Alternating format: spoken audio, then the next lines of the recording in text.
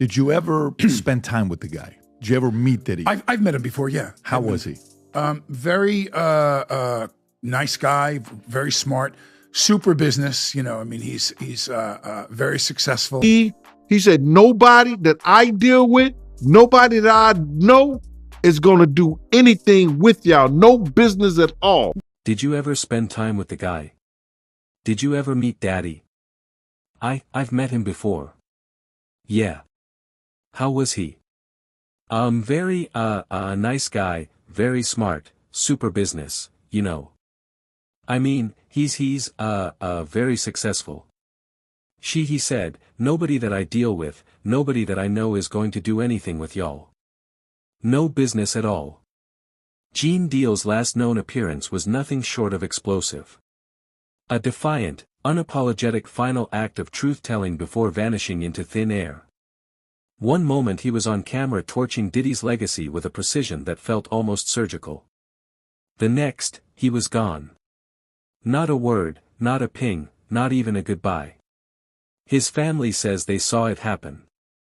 Eyes wide in horror as men they described as Diddy's people.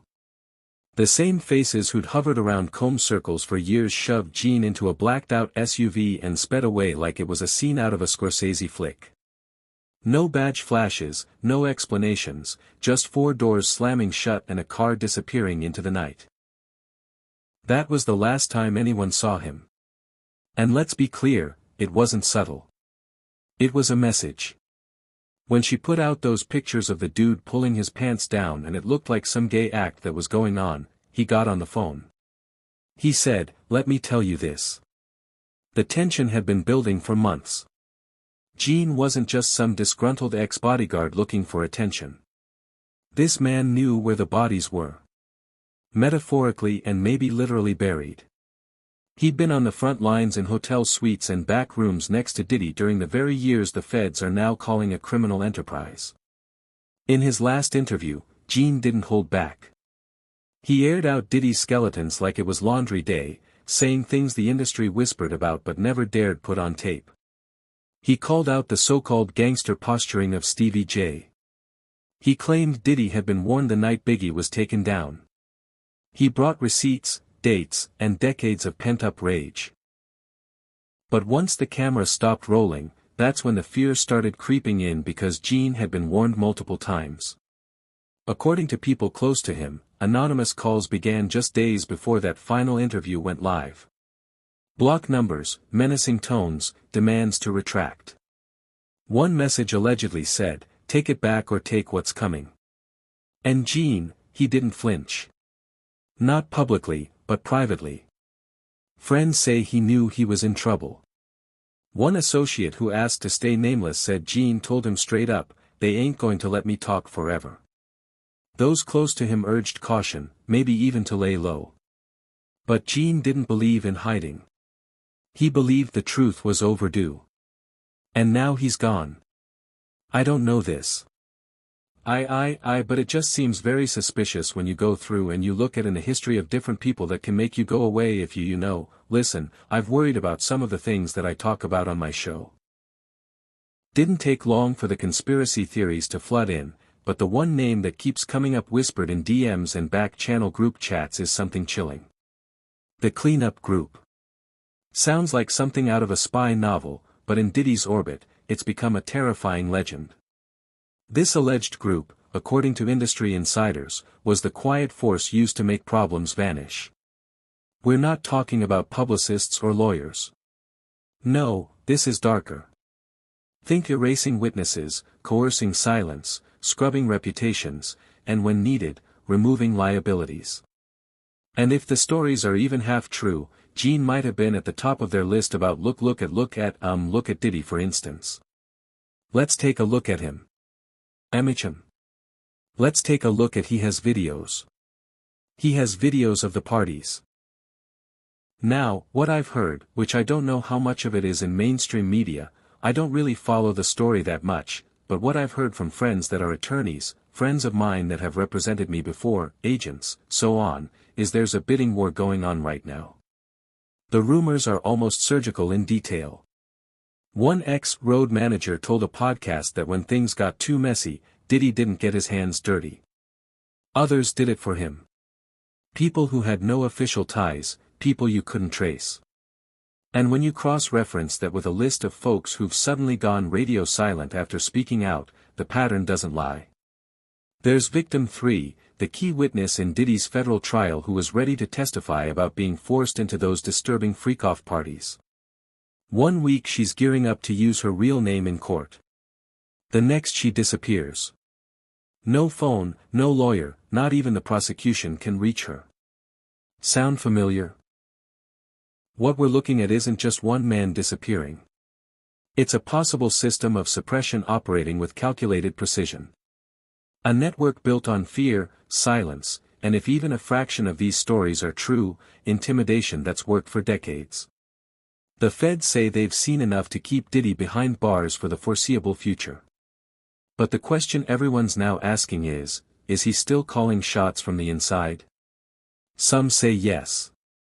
A recent court filing even accuses him of manipulating witnesses from jail using third-party phone calls and other inmates' accounts. It's not just a rumor. It's a federal allegation. That's not just influence, that's infrastructure. When we got back to New York City, Wendy Williams was in Philly at a new station. And Gene, he might have been the last person alive willing to map it all out, willing to explain how Biggie's final hours were anything but a random hit, willing to lay out the web between Stevie J. Mace, the Crips, and what was or wasn't told before that fateful night in L.A. In that interview, he even challenged Stevie directly, questioning how someone who used to be like a little nephew could now deny their history. I don't know when he became a gangster, Gene said, calling Stevie out for what he claimed was revisionist theater fueled by ego or substances. You know, it's the substances, bro, he added. The whole thing felt like a controlled burn, and now the ashes are everywhere. Dean's takedown of Diddy was personal, but also prophetic. In hindsight, it played more like a swan song. He knew too much, said too much, and made enemies with people who had everything to lose. With Diddy facing charges that could put him away for life, racketeering, exploitation, transporting people for coerced encounters, it's not a stretch to imagine a frantic cleanup effort moving in overdrive. Especially now that more than just reputations are on the line. We're talking serious prison time, potential forfeitures, and names being named in court filings that read like thriller scripts. And let's not forget that Diddy's name has now been linked not just to the current charges, but also once again to the Shakur case. This time through sworn testimony that he allegedly offered millions for Shakur and Suge Knight's heads. That quote isn't from the blogosphere. It's sitting in a 180-page transcript from a police interview with Dwayne Keefe D. Davis. Keefe claims Diddy said in front of a room full of people, "I'll give anything for that dude head." Whether that's bravado or bribery, it's a statement that refuses to go quietly. Just like Gene. And now here we are.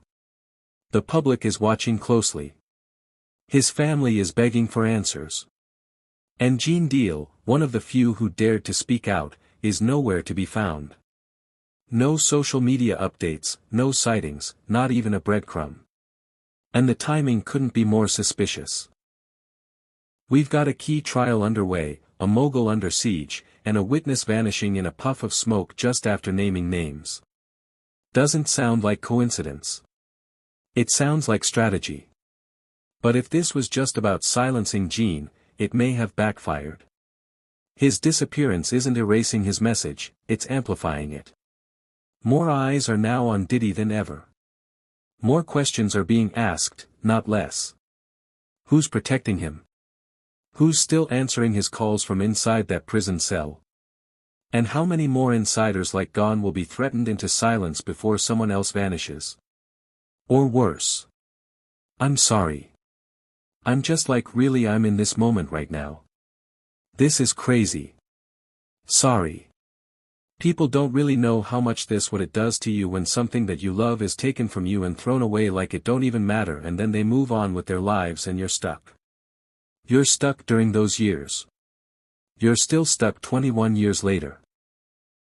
Because the deeper you go into the story, the harder it is to ignore the pattern. Whispers of a mogul who ruled through charisma by day and coercion by night. An empire built not just on music but on manipulation. The headlines might focus on the courtrooms and the charges, but the real story might be happening behind the scenes where threats are made in whispers and men like Gene Deal are taken for rides they never return from. How many people came through his orbit? How many people could this have happened to? And how did he get away with it for so long? And now the silence around Gene Deal isn't just suspicious, it's suffocating. His disappearance isn't playing out in some back alley conspiracy blog. It's echoing through courtrooms, whispered in federal offices, and traded between journalists like a forbidden file. Because what's happening here isn't isolated. It's part of a trail. One that's starting to look a lot like a blueprint. First, it was Gene, but just before that, prosecutors in the high-profile case against Sean Diddy. Combs admitted they'd also lost contact with Victim 3, a central figure in the government's trafficking case. She was expected to take the stand. She'd allegedly agreed to drop her pseudonym and testify under her real name with very personal and explosive details ready to break the case wide open. Then she vanished. Not only did she disappear, but so did her lawyer. Phones off, doors closed, not even a courtesy were backing out.